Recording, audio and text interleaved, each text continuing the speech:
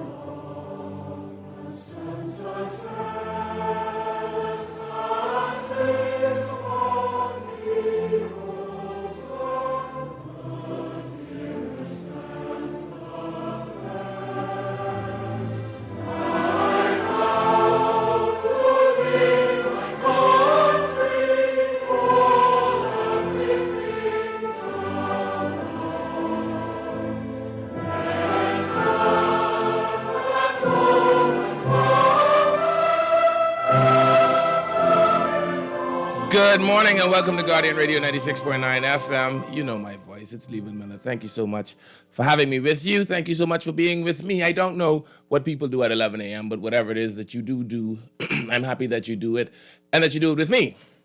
If you've been following, you know that May is the month that I have decided that I will do everything that I can to ensure that we relive as many sections, parts, portions of the story that we now know to be May 10th, 1980, that we now know to be the Flamingo incident, that we now know to be the ill-fated Flamingo incident that claimed the lives of 4 baby men. Now, we've heard many sides of the story, and I've tried my best to, as best as I can, not only give the account of the shipmates, not to only give account of the crew, but to give account of all of the people that I think in some way, shape, or form filtered themselves into this story. Because the story is one that is multidimensional. If you consider the way the incident transpired, there would have been the ship's crew. Of course, there would have been the detainees. I'm still trying to put my thumb on what exactly was the final outcome of the detainees. But there would have been some land support. There would have been police officers involved. There would have been some pilots involved, et cetera, et cetera. And of course, you've heard from several members now of the crew. You've heard from Mr. Wilson, a historian that has cataloged the entire event. And this morning, I'm joined in studio by someone that I think was as near to the action as possible, although not a member of the crew. His name is Gary Lord Roll, right? And he was the police officer in charge of the Exuma Keys in Ragged Island at the time of the HMBS Flamingo sinking. He was also one of the first men on the ground the morning after the attack. He, along with a good friend and pilot friend of his, Mr. Kenneth Nixon, were the two first responding persons the morning after the attack of the HMBS Flamingo, and he's in studio with me this morning. Lord Roll, good morning, sir. Good morning, Leyvon. It's good to be here, and good morning to the Bahamas. I am so delighted to be here with you, sir, and to share whatever information I am privileged to share with you this morning. Let me say this first out of the gate. 41 years later, you still look like you're in fighting form. Well, I must say, Leyvon, once a police officer, I don't care until you die. Yes, sir. You'll always be a police officer. Yes, sir. And I think you can share that with yourself, being from the Royal Bahamas Defense Force as Indeed. well. Indeed. So nothing changed for It me. never goes away. Old soldiers never die. Yes, sir. It never goes away. Well, you look really good. Could you do you remember exactly how old you were, May 10th, 1980? You know something, I 1980. If you take it from 1980 to now, what? 41 years ago. But I should have been about in my 30s. Okay. Mid 30s, early 30s. Could be in the mid 30s, somewhere Okay. around there. So Yes, you yes. were a police sergeant at the time? I had just got sergeant some 18 months or so.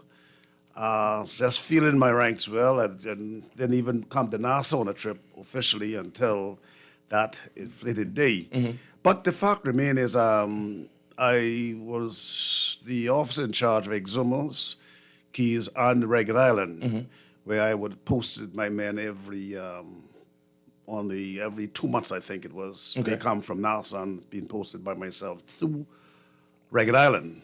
And at that time, I think was then Corporal 358, the late Corporal 358 Vincent Roll, who was the then officer in charge at that time in Regular Island.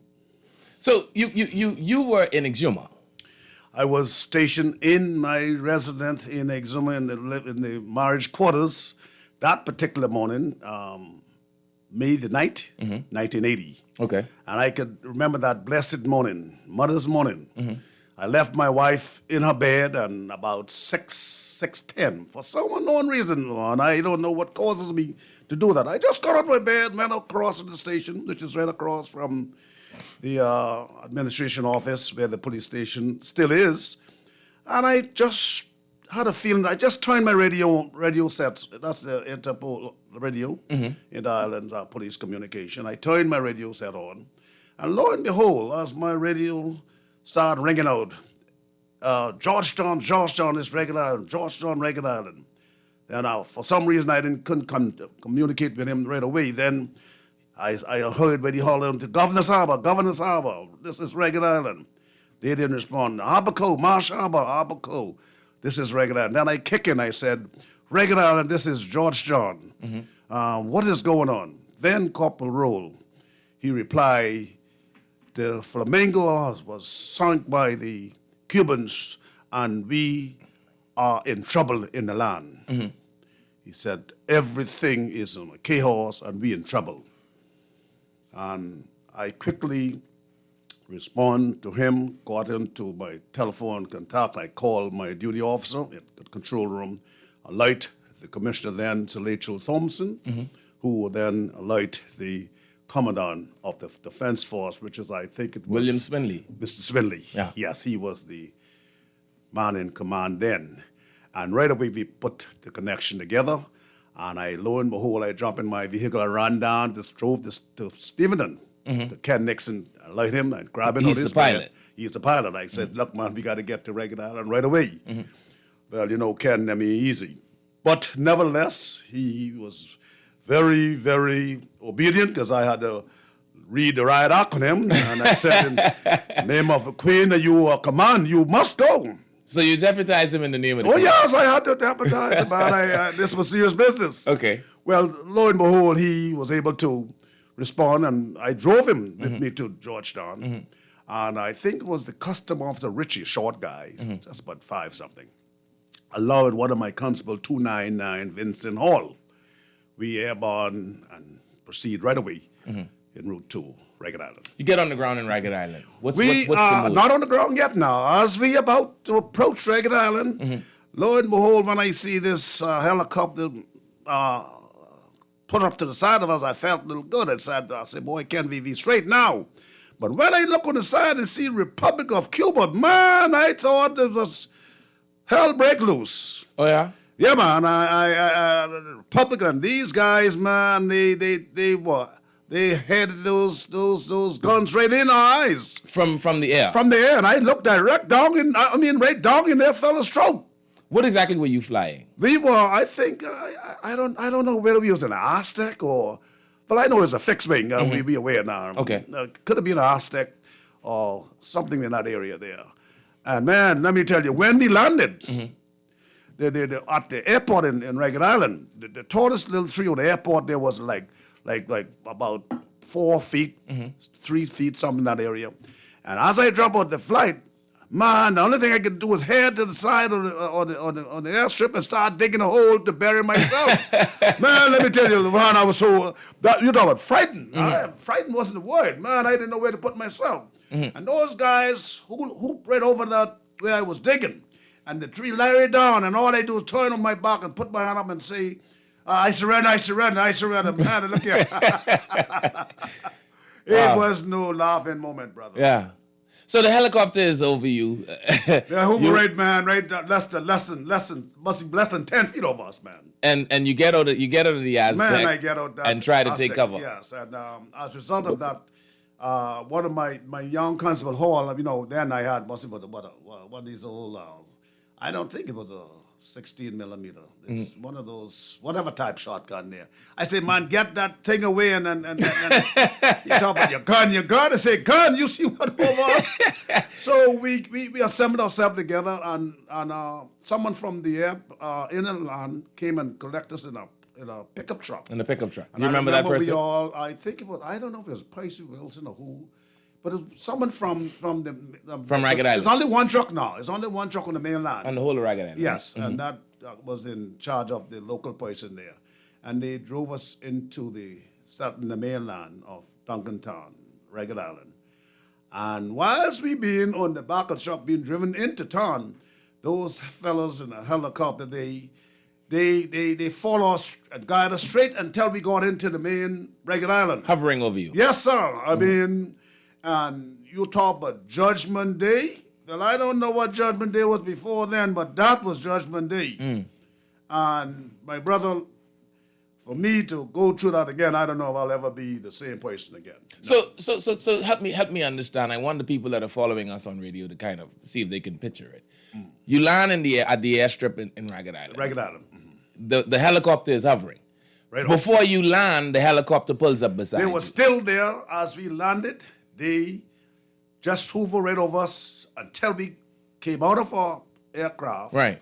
And they just stay right in over us just like that. Never leave. You make your way to get the truck. That's when we get into the truck. Well, the truck, for some reason, they came right away. We didn't have to wait. And Right. we just jumped right on board. But the helicopter still doesn't leave you. They never left. No one left. They guarded us until we get into the settlement. Now, after you get there, they just disappeared for a few minutes or so. And this is when I think not too long, the commissioner, Mr. Salachel Thompson, approached and he was able to give me some instructions. And I might as well say it now. I could say this. He said, you will have to take those men into Nassau in the boat, which was available. I said, no, sir. And I started stripping my uniform. I said, sir, this very much you can have your uniform. I will no longer be a policeman from this second. Right. I'm not going to Nassau with no man open boat with those guys. They wanted you to get on the captured craft and bring it to Nassau. Into Nassau And along you- with the men. And you said, no way. I said, no, sir, no, sir, no, sir.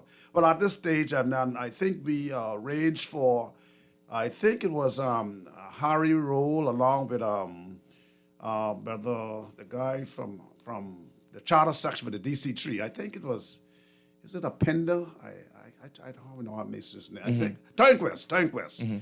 He, along with Harry and another person, came in the charter to DC3 to pick up those men. Cladwell Farrington says that the DC-3 flight was about 5 hours long. It is the longest flight. Man, to me, that coming back to NASA, that but 15, 20 He said that was the longest flight of his life. I don't know what went wrong, but that was a day we never reached NASA till late Sunday afternoon with those men, yes. So, okay, you get in now. You get in Ragged Island. How do you measure the mood of the people in Ragged Island? You're the senior police officer at that time. Well, I was at that time. I was the most senior person when we reached there, and the first person I could think about was Cephas Maycock. Thank God he's still alive. Hello, Sivas, wherever you are, I hope you're in good health. And his wife, Mrs. Baycock, they were among the leading person I can remember when I reached in there. And everyone who was then living there had to find shelter. Leyvon, let me tell you, they had to find shelter because those men, those helicopter crew, they hove over that little place, man, and I mean it was like that wretched thing, just terrified everybody, and it was not an easy moment. It was not an easy moment on a blessed Sunday morning. How long would you say it lasted?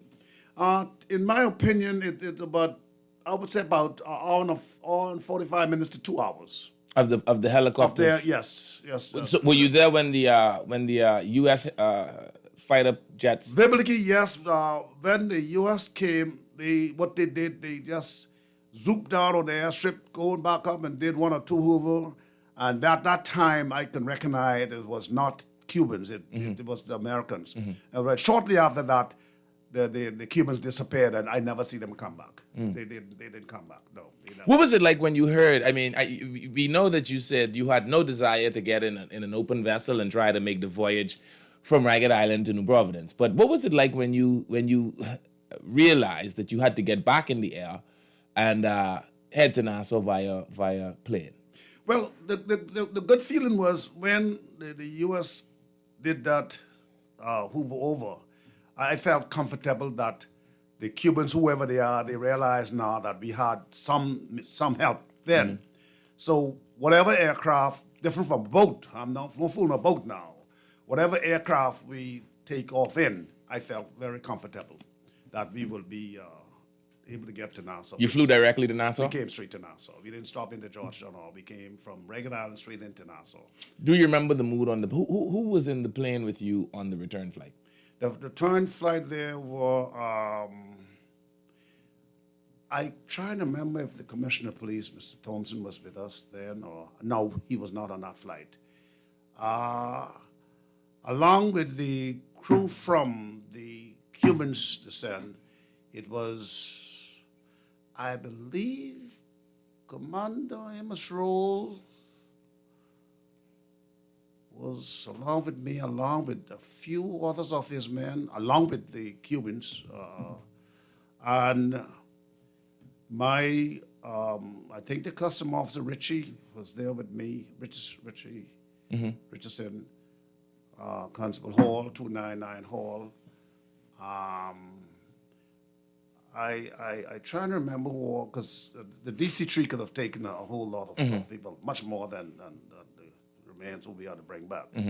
But it was a good amount of follows with us there. What was the mood in the plane like? You just experienced. Well, at that level, well, seeing how we put them together, we didn't put them all in one area. We had them full control. So I was privileged that whatever could happen, we were able to control them in the air. There was no problem. I felt pretty comfortable with the set seating of them in there, and in the air, I don't fear much people when you top in the air.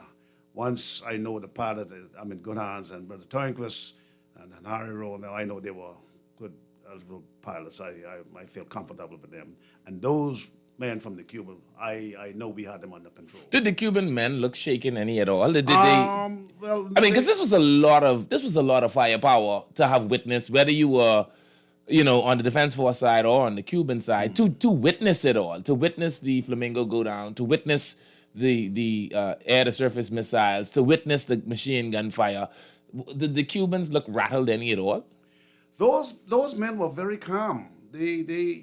To me, they were not no fishermen at all. They were calm men. I don't know what they were thinking in mind, but whatever they might think, I think we had full control to overpower them at that point. But they were very calm. They didn't show no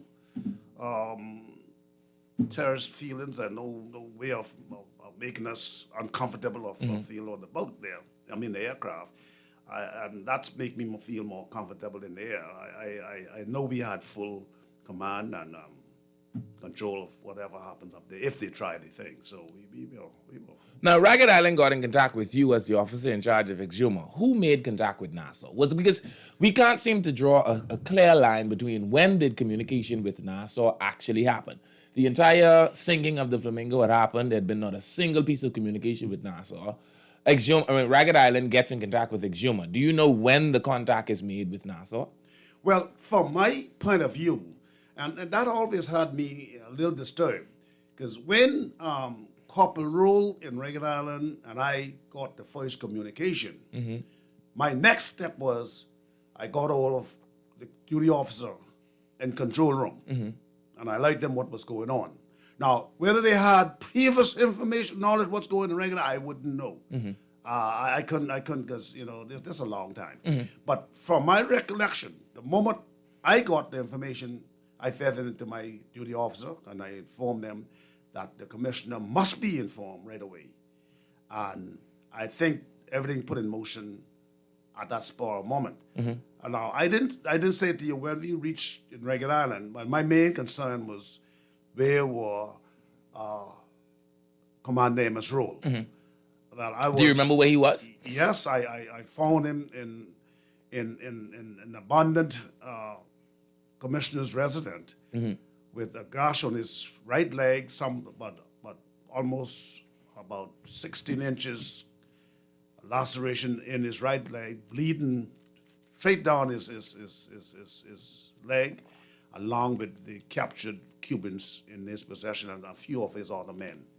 They were just in that standing position there. What kind of mood was he in? I mean, tell me about Amos. Amos, well, I don't know if you can remember what type of man he is. He nothing panic him easy. Very stern. He was full of light, what's going on, and in command still. And I being his nephew, he was much more pleased when he saw me. And all I could say to him, Commander, job well done. But he was well in command of everything, and that bring comfort to me. Yes. You get back to New Providence, and if you want to call me, the phone numbers are 323-623-2325, 431-63254-259. Let me say them again: 323-623-2325, 431-63254-259. 4259. You can text me, 422-4796. Gary Lord Roll is my guest. He would have been the senior police officer in exhumer, because he would have been in charge for exhumer and the Keys, Ragged Island and the Keys in 1980. Apparently, that's how they did it. And he would have been the first responding police via aircraft into Ragged Island the morning after the HMBS Flamingo was sank. He was there during the entire treachery that was brought upon the island of Ragged Island by the Cuban helicopters, by the Cuban MiG fighters. He gives his account from the air of being harassed by the Cuban helicopters. And he says that when they landed, the Cuban helicopters hovered over them for about 10 minutes. He wanted to take cover in a burrow he had dug for himself near a coconut tree. Notwithstanding that, though, they proceed on to find Commander Amos Roll and the prisoners and the men, all accounted for, minus the four faithful, right? And so Gary Lord Roll is my guest. You can call me 323-623-2325, 431-632-54-259, as we recount the incident that we now know to be the HMBS Flamingo incident. Lord Roll, you're in New Providence. Of course, by now, the word is out. The entire city is in panic. What exactly, as a, not senior police officer, but certainly one of the more senior police officers connected to the incident, what exactly is going through your mind as you approach, now the LPIA, then Nassau International? Well, as I almost reached into Nassau, my next concern was the mode of whoever should meet us at the airport, and then we covered with transportation, and I was hoping, and then as we landed, the person in charge of the family island, they all were there along with other senior officers, and they took possession and full in charge from there. I handed the men over to my superiors then, and then we proceeded to where for safety keeping. Do you remember who the receiving officer was? I try to remember whether it was then Mr. Paul Thompson or if it was. You mean senior assistant of commissioner of police? Okay. Yes, Mr. Paul Thompson. I try to remember whether it was he or Mr. Cyril Joseph or Mr. Keith Mason. It could have been one of them of those three who would have been fully in command when we arrived in Nassau. But I know the Prime Minister was not in the country, he was in London, and to my recollection, the acting Prime Minister was the Honorable A.D. Hanna, who was the Deputy Prime Minister. I think he was, all of them were, were light and met us at the airport. And it was a good tendril of senior men, police officers, who was able to, that bring comfort to us. And my evening was completed until I had a summons on the next command for the inquiry at the police, the post office, East Street Hill, the post office, where Leyvon Smith, Mr. Leyvon Smith, former Commodore of the Defense Force, he was the leading prosecutor in that matter to bring closure on this event in Ragged Island. And I can remember that he put the question to me, what was your position? How were you, knowing the type of person you were, fearless man, what was your mood and feeling? And when I described that, he said to the chairman of the presiding then, if you hear he was afraid, then that must have been something that made him. This one, all man, nothing frightened him easy. Yeah. I remember. If it make Lord Roll scared, it must boy, be it had to scary. be something. Because not much frightened me. Man, I must tell you true. He much did frighten me, but that was one of my roughest time of my career. Did you ever see the men again? Never seen. I never seen them. Never put eyes on any one of them. Never. We got some people that want to talk to you, Lord Roll. Put those headphones on for me. We'll open the phone line. 323-6232, 325-4316, 325-4259. Let's take the call, Ali. Good morning, call. You're on. Hey, morning, Leyvon. How you doing? Great. Okay, and good morning, Lord Roll. How you doing today, sir? Good morning, sir. Who am I speaking with? This is your comrade and your colleague from the Progressive Cause, Anton Thompson. Oh, yes, Anton. Yes, go ahead. Yes, sir. I just wanted to call and say to both you, but first, Leyvon, I just want to thank you for, bringing the courageous men of that day and today to the forefront and giving them voice to tell their stories. I really appreciated all you have been doing over the month and telling the story. And Lord Roll, Yes, sir. I just want to thank you, sir. It's an honor and a privilege, sir, to know you and to serve alongside you in the Progressive Cause, knowing that you are a nationalist of the highest order, sir. And I hope that one day the country honors you and the men like yourself across the entire country who are on the front and on the back of the line, who would have been the ones who ensured that the country was well protected and we are developed the way we are today. Thank you for the opportunity. They want to continue the great work. Thank you, Anton. 323-6232, 325-4316, 325-4259. I don't know why I keep getting hooked up on that last number. So, Lord Roll, you go through the commission of inquiry.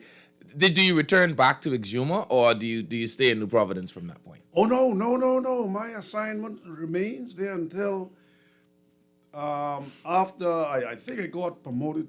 Not too long after that, I got the rank of acting inspector there. I'm the first person really elevate the island to the inspectorate rank in Exuma. And not until the strike force has came about, and they selected myself along with then Assistant Superintendent Edmund Hall. He was the first commanding officer, and then I was his assistant. They brought him and myself in from he came in from Eleuthera. He was then in charge of the entire Eleuthera, and I came in from Exuma, where we headed the strike force. So my assignment was to remain up there until such time as the strike force came in. There's a text right here, Lord Roll, that says, ask my guest, how could he be scared after watching all those Rambo movies? It says, how could your guest be scared if he watched all those shootouts between in the movies with Rambo? Why didn't you use any of that stuff you see in the movies? Well, it all depends what type of movie one watches, I'm a man and not a movie man. But I can simply say, thank God for my experience from the police department would elevate me to such a position. But as far as watching movie and things, there's nothing I can tell you on the scene of something. You can be what you be, what you say, what you say. But until the real action, Yeah, when go time. brother, that's another ball game. So Did you at any point did you feel like today is gonna be the day? Did you ever say to yourself, Lord, this is the day here? you know something about I never thought about that, But you know something, like Anthony and Sarah said, we will hope that the day would come when the authorities would recognize men like myself and others. But I'm not concerned about me, I was really concerned about my uncle, Commander Amos Rule, who Amos has been one of those guys who dedicated his entire life, Leyvon. I don't know if you realize, I am, because of my uncle Amos, the late Amos Rule. Amos, at a young age, 18 years of age, joined the Royal Bahamas Police Force. Then he was just the police force. His number was number 88. He was elevated to the rank of assistant superintendent when he went into the Marine under Mr. Lawrence Major, who was assistant commissioner. And I always set my pace, and I watched my uncle as a young constable move up the ranks, and I always want to be like him. And when I watched the whole thing folded, that man gave his whole life to the Royal Bahamas Police Force, Defense Force. And before the government, present and past, come, go, and come, go, go, go, not one seen fit to honor that man in any which way. They named the boat Commander Me or some foolish name. They go on afford to name a boat under Amos Road. Man, things that really hurt me, man. Let's take another call, Lord Rule. Good morning, caller. You're on. Call you live. Yeah, what's happening, Leyvon and guest? All is well. How are you? Yes, sir. Wonderful. I can't believe I'm saying this, but I'm saying it, truth and honesty. I concur with everything what Anton said just now. I want to second what he said because he was right on point. But you know what is so ironic about this entire situation, Leyvon? We had a prime minister that wanted to cover that date. You remember that? Yeah. Do you realize that 41 years in the making now, that this incident has been played down? We often wonder why it's much more and things have not been done. You ever wonder why that? Actually, I've thought about it several times. I don't know why it isn't, if not a national holiday, certainly a national day of recognition. Exactly, and all them good things what Anton said, but I will qualify myself to you and your guests and all of those out there who are involved as to why I'm saying these things to you. When that incident happened in 1980, I was an airman first class in the United States Air Force, fresh out of high school in the United States Air Force. And when that call came in, I was assigned to Tactical Air Command at his Homestead Air Force Base. The information, I'm not going to tell you exactly the classified information, but when we did our calculations and we dispatched our fighters to intercept, there was some classified information that we found out surrounding that incident. That is why the U.S. only showed up and we didn't engage. You understand me? And I can leave that classified information right there. Unless your government gives you the classified information, there was something there's something seriously outstanding about that incident that the Americans found out during our calculations, and I'll leave it right there. But I would like to congratulate the men and all of those, and especially yourself, for keeping this hope alive. Okay? Appreciate you, caller. 323-623-2325. And it's a good thing you hang up before you agree with Anton 3 times back to back, because you wouldn't be able to wash that off. You wouldn't be able to wash that off. Tide couldn't take that off. Let's take another call. Good morning, caller. You're on. Hey, good morning, Mr. Miller. Hey, do it. and good morning to I consider that gentleman in your studio a giant of all giants. Well, his name is Gary Lord Roll. That is his official name. That's why I consider him a giant of all giants. But what I'm saying to you, Mr. Miller. Okay. Turn your radio down a little bit for me to it. Okay, you can hear me? Can you hear me now? Okay, let's make this simple, easy.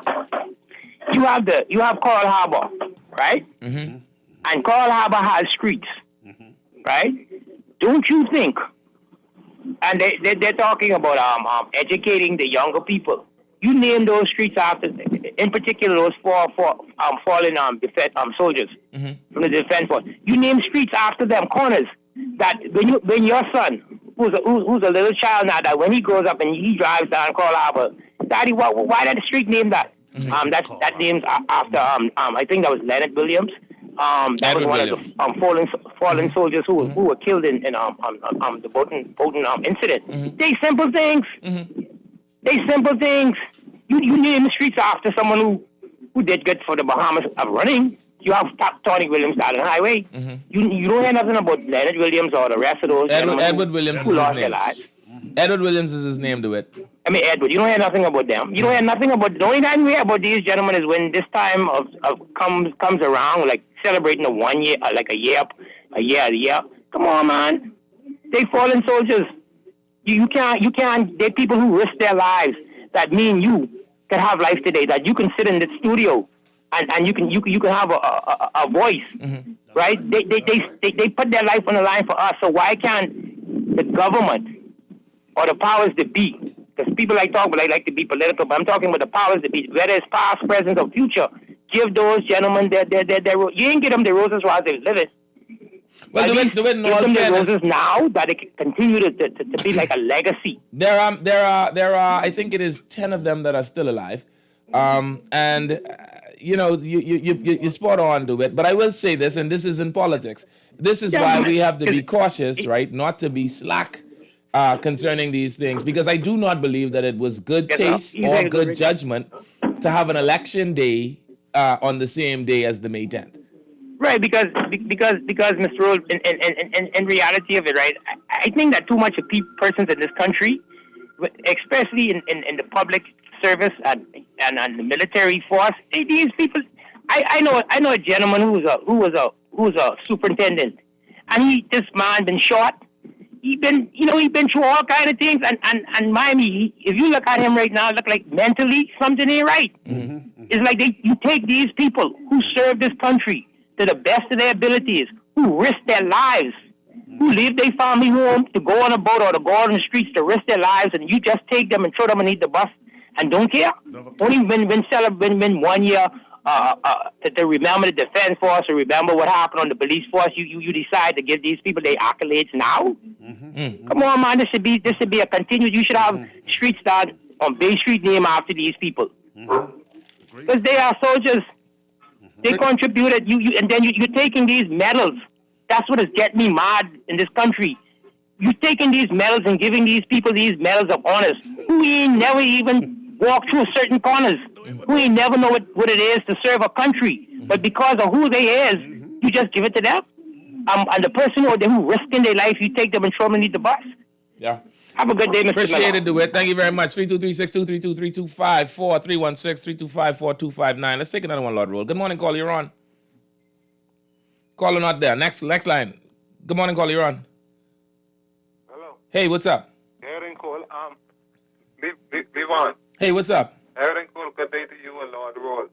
I'm trying to figure out, first of all, let me say thank you to Lord Roll as an officer and the pilot, Mr. Nixon, for everything you all do to help our soldiers. Lord Roll, I try to, find out anybody interview you yet to find out what you're telling us today. I hear people writing books. I don't know if a movie coming out or whatsoever. But like I was saying, thanks to everything you all do to help out. But, Leyvon, what I was thinking, too, is that I would have liked to know, I don't know if other listeners from the time you're talking about this, and we do enjoy this, it's like a book of story, the real people still alive, telling their part about it, the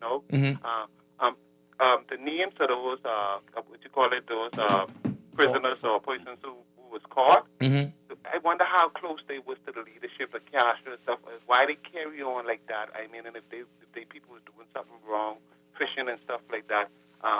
I know we still do it today. We catch anybody doing the fishing and we bring them in and stuff like that. But I wonder why they can't, like, how close them people was to leadership. They must be with some big shot people, or they just was into us standing up for our rights.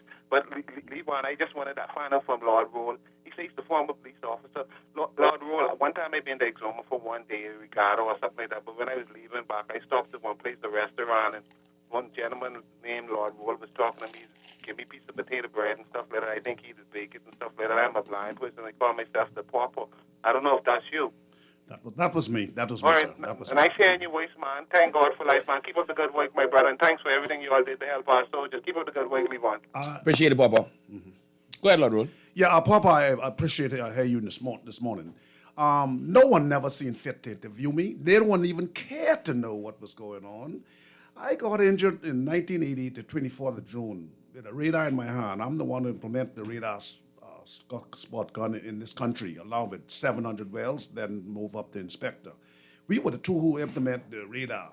I got almost my death on JFK by the lake. Spent 18 months in Mercy Hospital. No one even cared to even visit me, but one person, Juanita Colebrook, a former assistant commissioner, she visited me, came to my bedside in Mercy Hospital and visited me. No one else. The entire Bahamas, they didn't care.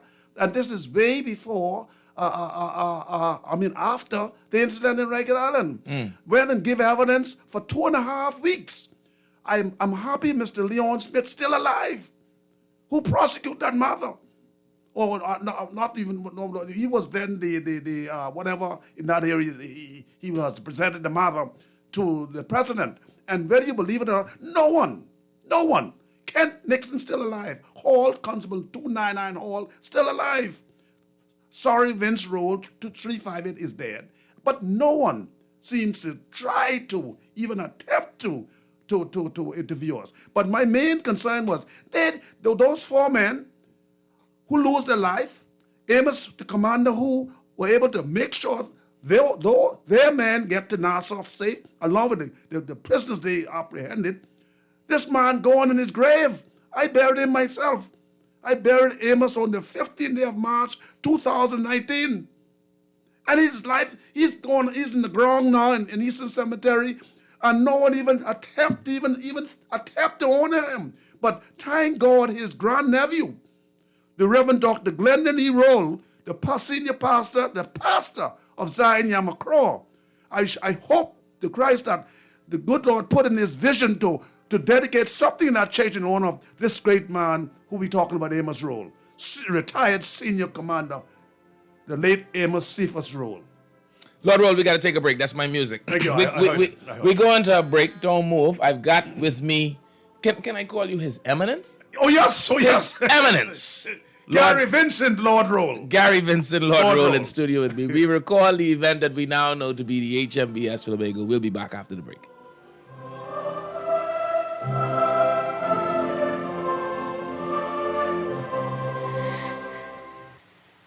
Meet Jackie. Jackie's a hard worker with a steady income, but she has a personal loan and multiple credit cards to pay off. To keep her account current, Jackie opted for a loan from Fidelity Bank to consolidate her debt into one monthly payment and earn interest on a built-in savings account. Be like Jackie. Call 356-7764 to book a complimentary financial coaching session. Fidelity also offers virtual assistance. Fidelity, we're good for you. In life, there are always challenges. Today, we find ourselves having to be more self-sufficient, socially aware, and technically savvy. At J.S. Johnson, we are committed to our customers by providing cost-effective insurance solutions. No matter what your insurance needs, we will always be here for you. Call 397-2100 or visit jsjohnson.com. J.S. Johnson Insurance Agents and Brokers, giving you peace of mind. This is Guardian Radio 96.9 FM. Fresh news, smart talk, all day.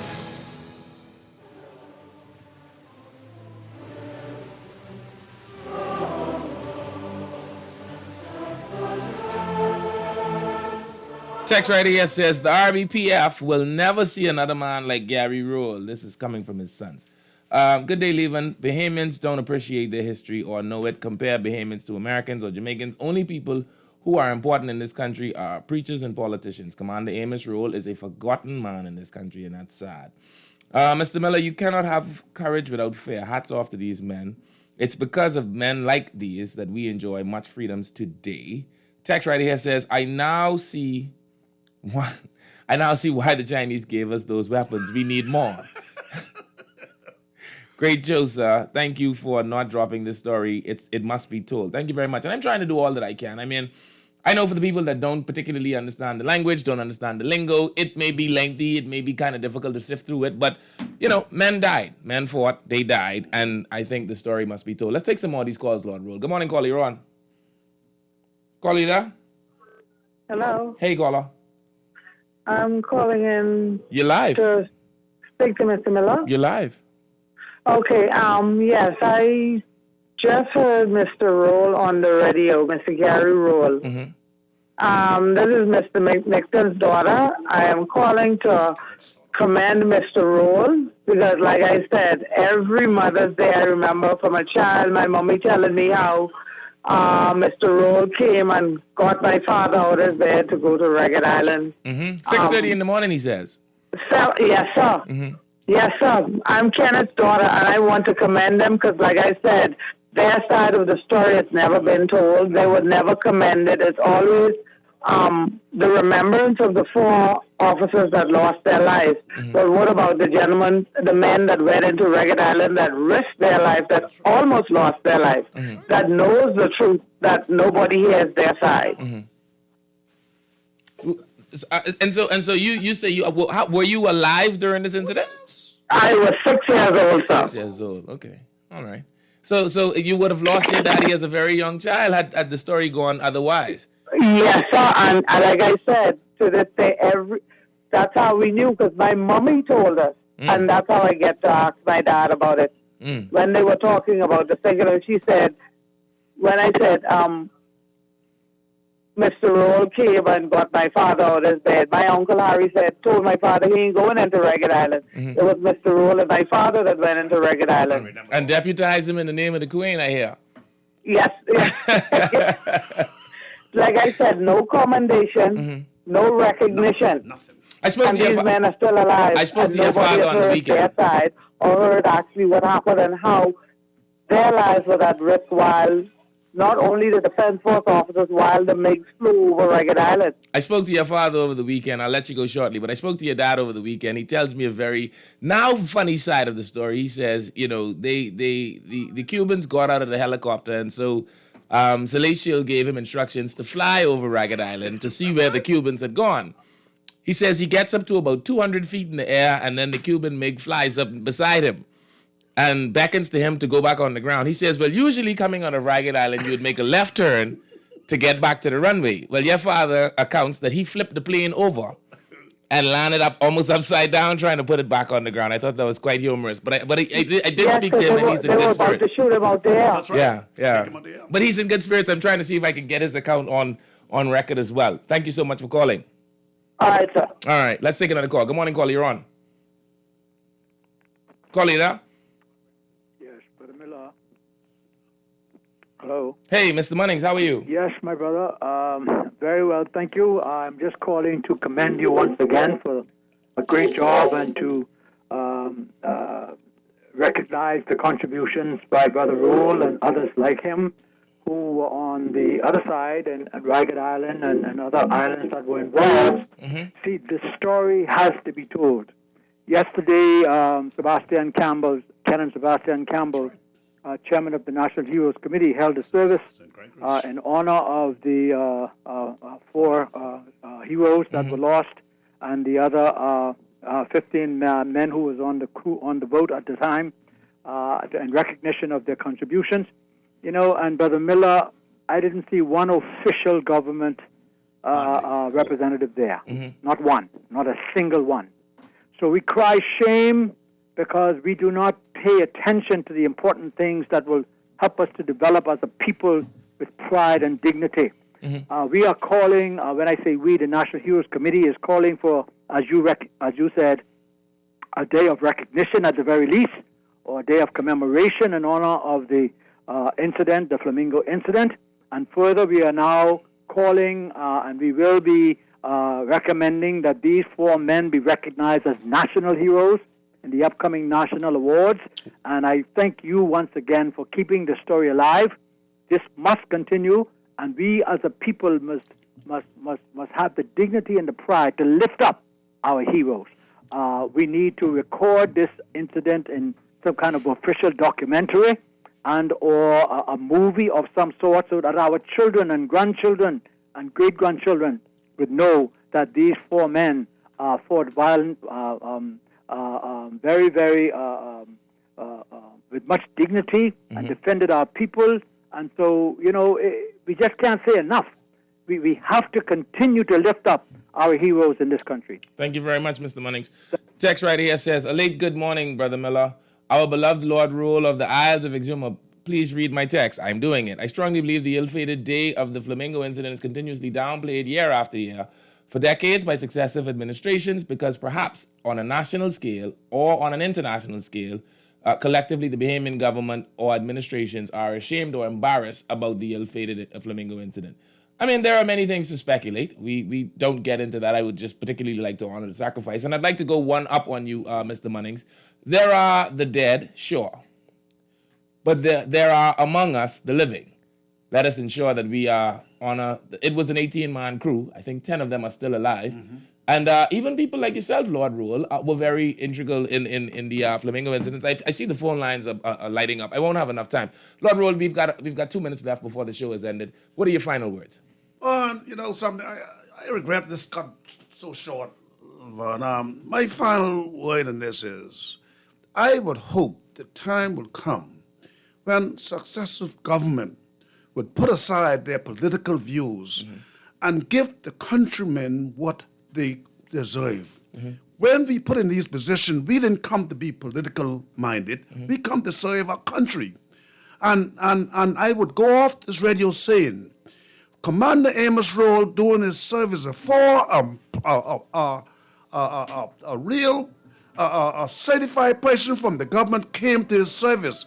They sent a Miss Lisa Adley, the acting deputy permanent secretary, who came to his service at that William Thompson Center. Fortunately, the defense, the Minister of Foreign Affairs, Mr. Darren Hanfield, came on because of being his superior. He came on a civilian point and spoke to that service, and that tells me something.